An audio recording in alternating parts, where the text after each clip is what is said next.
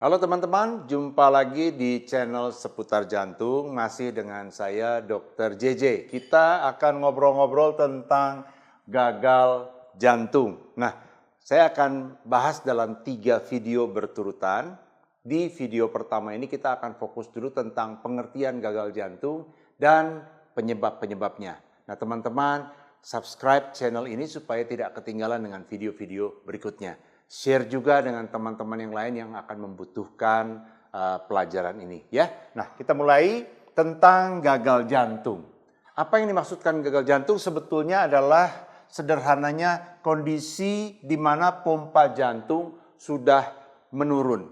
Jadi kondisi pompa jantung yang menurun itu akan menyebabkan jantung tidak bisa memompakan darah dalam jumlah yang cukup untuk memenuhi kebutuhan tubuh. Ya, sekali lagi, gagal jantung pada prinsipnya adalah kondisi di mana pompa jantung sudah menurun. Dari mana kita tahu pompa jantungnya menurun? Itu dari pemeriksaan ehokardiografi. Ehokardiografi adalah pemeriksaan USG jantung. Dari pemeriksaan eho nanti kita akan ketemu angka namanya EF. EF itu ejection fraction atau bahasa Indonesianya fraksi ejeksi atau pengertian sederhananya adalah kemampuan kerja pompa jantung. Kalau kemampuan kerja pompa jantungnya sudah di bawah 50%, itu artinya sudah menurun. Dan kondisi itulah yang disebut sebagai kondisi gagal jantung. Nah, teman-teman kalau kebetulan yang mendengarkan video ini adalah dokter atau pasien-pasien yang oleh dokter jantungnya sudah pernah dikasih tahu tentang kondisi gagal jantungnya, sekarang ini ada istilah gagal jantung yang ini pakai bahasa Inggris ya, istilahnya ada yang HFrEF, HFpEF, di mana HFrEF itu singkatan dari heart failure itu gagal jantung with reduced ejection fraction. Ini F ini dari sini. Jadi gagal jantung dengan ejection fraction yang sudah turun. Jadi gagal jantung yang pompa jantungnya sudah rendah. Ini yang kita bicarakan tadi, ya. Tetapi ada juga pasien-pasien yang mungkin disampaikan oleh dokter jantungnya, dia kondisinya HFpEF. HFpEF itu artinya heart failure with preserved ejection fraction atau gagal jantung, tetapi pompa jantungnya masih bagus, masih normal. Nah teman-teman ini supaya tidak bingung dengan ini, saya tidak akan membahas masalah ini di sini ya. Ini bukan tidak ada dalam dunia medis, kita ada gagal jantung yang pompa jantungnya masih normal, tetapi untuk kepentingan pemahaman yang lebih mudah, saya akan fokus menjelaskan dalam video ini pompa jantungnya menurun, ya. Oke ya. Nah, sekarang kita bahas kenapa pompa jantung bisa menurun. Kondisi-kondisi apa saja yang menyebabkan pompa jantung bisa menurun, ya. Saya ringkaskan ada 3 kondisi secara umum yang menyebabkan pompa jantung jadi menurun. Yang pertama, kalau otot jantungnya mengalami kerusakan, ya. Yang kedua, kalau terdapat kelainan pada otot jantung. Yang ketiga adalah bila beban kerja jantung terlalu berat. Nah, 3 kondisi ini, salah satu atau ketiga-tiganya itu bisa menyebabkan pompa jantung menurun. Nah, bila penurunan pompa jantung ini tidak dilakukan penanganan, maka dia akan terus menurun, ya. Jadi, kemampuan pompa jantung akan terus merosot sampai akhirnya jantung tidak berfungsi dan meninggal. Nah, menurunnya itu bentuknya saya gambarkan seperti spiral begini. Jadi, awal-awal penurunannya mungkin butuh waktu agak lama ya, seperti mutar-mutar begini. Tapi kalau tidak ditangani dengan berjalannya waktu, maka dia menurunnya makin lama makin cepat ya. Nah, kenapa bisa turun terus-menerus kalau kita tidak lakukan pengobatan? Nanti kita lihat di gambar ini ya. Nah, saya sudah tulis di sini ada 4 huruf RAAS. Inilah biang keladi dari fungsi pompa jantung yang terus-menerus menurun. R ini adalah renin. A ini adalah angiotensin, ya. A-nya adalah aldosteron dan S-nya adalah simpatis. Nah, teman-teman tidak perlu merasa terintimidasi dengan istilah-istilah medis ini, karena ini hanya istilah saja untuk saya nanti akan jelaskan secara awam pemahaman dari keempat istilah medis ini terhadap kerja jantung yang makin lama makin merosot. Kita mulai dulu dengan renin, ya. Nah, ketika jantung pompanya menurun, maka aliran darah ke ginjal juga turun. Nah, ginjal akan merasa sensasi aliran darah yang turun ini sebagai kondisi cairan di tubuh yang berkurang. Nah, karena itu ginjal akan mengeluarkan ini tadi, renin. Ya, ini diproduksi oleh ginjal. Ginjal akan mengeluarkan renin. Nah, renin yang dikeluarkan ini kemudian akan menyebabkan dikeluarkannya lagi angiotensin, ya, khususnya angiotensin 2. Nah, si angiotensin 2 ini yang akan menyebabkan pembuluh darah menjadi mengkerut atau mengeras, ya. Dalam istilah medisnya vasokonstriksi. Jadi pembuluhnya menyempit. Kenapa menyempit? Karena itu tadi, karena tubuh merasakan ada sinyal bahwa ini kekurangan cairan di dalam tubuh ini sehingga pembuluh-pembuluh darah harus dibikin lebih mengecil, ya. Gitu. Ini tugas dari si angiotensin 2 yang dipicu oleh renin, ya. Sekali lagi saya ulang. Pompa darah dari jantung berkurang, dirasakan oleh ginjal. Ginjal merasa aliran darahnya kok kurang ke sini, kemudian ginjal akan mengeluarkan renin. Nah, renin ini akan merangsang terbentuknya angiotensin 2. Angiotensin 2 itu membuat pembuluh darah ini menjadi mengkerut, ya. Nah, teman-teman, ini memang terasa seperti agak terlalu medis, tetapi nanti percayalah, waktu teman-teman saya jelaskan soal obat, akan kembali ke sini dan jadi paham kenapa dikasih obat-obatan yang golongan-golongan yang untuk menghambat kerja dari hormon-hormon ini tadi, ya. Nah, kemudian si angiotensin 2 ini juga akan merangsang pelepasan dari satu lagi hormon, aldosteron, ya. Jadi ini seperti efek domino begitu. Begitu yang satu diaktifkan, yang lain ikut aktif. Nah, aldosteron lagi-lagi tadi karena merasa ini aliran darahnya kok kurang. Dia akan menyebabkan tubuh untuk menahan cairan supaya tidak dibuang oleh ginjal, ya. Jadi aldosteron itu menyebabkan cairan di dalam tubuh jumlahnya menjadi meningkat. Kenapa? Sekali lagi karena dia merasakan ada satu sensasi, ada suatu kesan bahwa jantung mompa rendah itu, jantung mompanya berkurang itu dirasakan sebagai cairan tubuhnya berkurang. Sehingga dia harus menahan supaya cairan tubuhnya ditahan di tubuh, ya. Nah, itu kerjanya si aldosteron. Nah, kemudian angiotensin 2 dan aldosteron ini bersama-sama juga mempengaruhi otot jantung sehingga otot jantung mengalami namanya remodeling. Remodeling itu dimodel ulang sehingga otot jantungnya menjadi lebih tebal, menjadi membesar, menjadi lebih kaku, ya. Kemudian ada satu lagi juga yang dirangsang karena pompa jantung yang turun itu, yaitu simpatis. Simpatis ini kalau teman-teman tahu adalah hormon dalam tubuh yang bekerja untuk memacu tubuh kita. Kalau orang lagi stres, lagi cemas, lagi panik, itu simpatisnya meningkat. Itu adrenalinnya meningkat. Nah, kenapa adrenalinnya meningkat? Karena pompa darah dari jantung ini turun, maka akan ada sinyal ke otak memberitahukan bahwa tubuh kita ini kekurangan makanan karena si jantung kerjanya sudah menurun. Dan itu akan merangsang otak untuk memberikan perintah kepada jantung supaya bekerja lebih keras. Bekerja lebih keras itu artinya harus mompa lebih kuat dan mompa lebih cepat dan dengan kekuatan lebih kuat. Dan juga merangsang pembuluh-pembuluh darah juga menjadi menyempit sehingga itu memicu jantung untuk bekerja lebih kuat. Ya. Nah, tapi apa yang terjadi kalau jantung itu dipaksa terus-terusan oleh renin, angiotensin, aldosteron, dan simpatis ini? Jantung ini dipaksa bekerja lebih kuat karena dia harus menghadapi tadi pembuluh-pembuluh darah ini sudah menyempit, jantung harus pompa lebih kencang.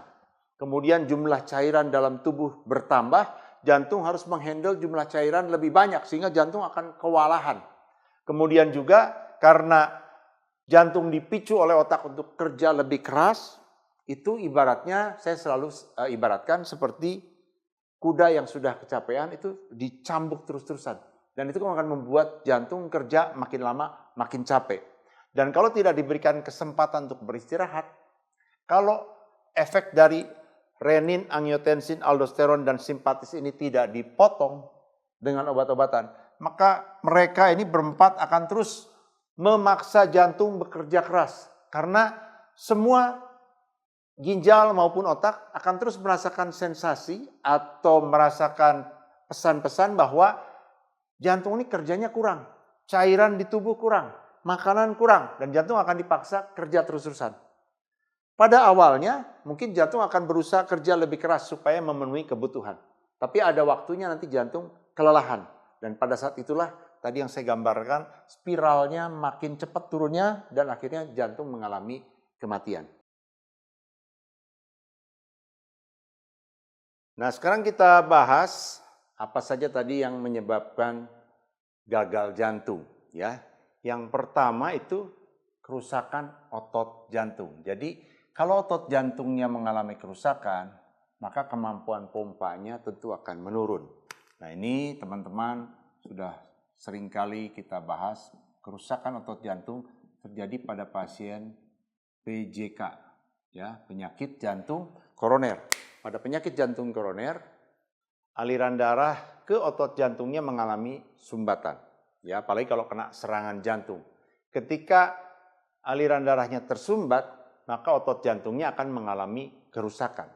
Kalau otot jantungnya rusak, maka kemampuan kerja jantungnya akan menurun, gagal jantung.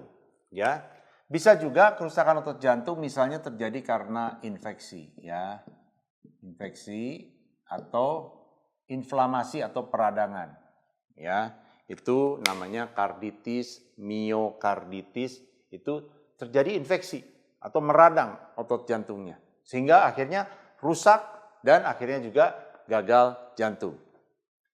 Penyebab berikutnya adalah kelainan otot jantung. Yang dimaksud kelainan otot jantung adalah otot jantungnya sudah ada kelainan karena bawaan dari lahir atau bawaan dari genetik, ya. Nah, ini secara khusus namanya adalah kardiomyopati, ya. Jadi otot jantungnya ada kelainan dibawa dari lahir. Tidak disebabkan oleh penyakit tertentu. Sudah dari sananya sudah ada kelainan. Dan kelainan ototnya ada yang ototnya menebal. Nah, namanya kalau menebal ototnya hipertrofik kardiomyopati. Itu otot jantungnya tebal. Ya. Kemudian ada yang otot jantungnya malah tipis tapi rongga jantungnya membesar. Itu kardiomyopati dilatasi. Ada juga yang namanya kardiomyopati satu lagi restriktif. Itu otot-otot jantungnya menjadi lebih kaku. Ya, otot jantungnya kaku karena ada penumpukan zat-zat di dalam otot-otot jantungnya yang membuat otot jantungnya kaku keras. Jadi kerjanya tidak bagus, ya. Ini kelainan otot jantung. Penyebab yang berikutnya adalah kalau beban kerja jantung berlebihan. Jadi jantungnya dipaksa harus kerja keras.